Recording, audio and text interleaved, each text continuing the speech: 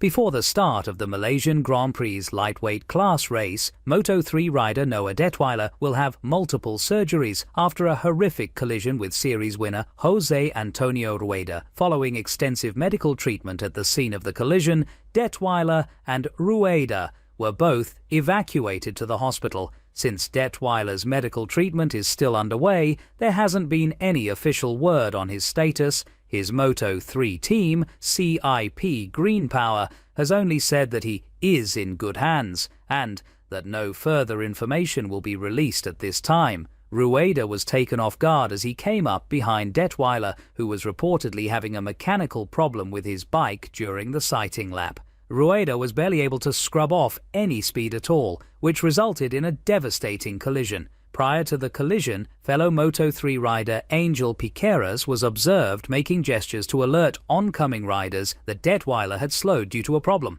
"I saw the rider that was stopped on the curb," Piqueras clarified.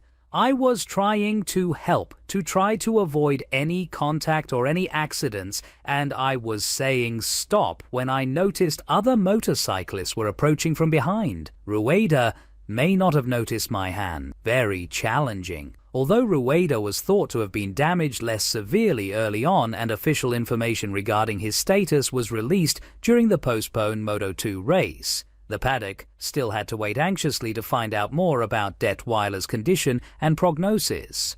MotoGP reported a number of contusions, while Rueda's Iho team reported a severe concussion and a fracture in his hand. In the hospital, he is conscious and awake and will stay there for additional examinations. Should Moto3 have continued to compete? The Moto3 race was postponed but eventually held, and the Moto2 race was rescheduled to take place after the MotoGP race, although the incident and the initial lack of communication regarding the rider's status overshadowed the day's track action. "I tried not to think about it. I didn't know since I didn't consider any information. Really, there's nothing to consider. I can think of something if I know something, but I didn't know anything. At last, I was able to concentrate right away," Tayo Furusato, the eventual Moto3 victor, stated. "Racing like this has been really weird," Piqueras remarked.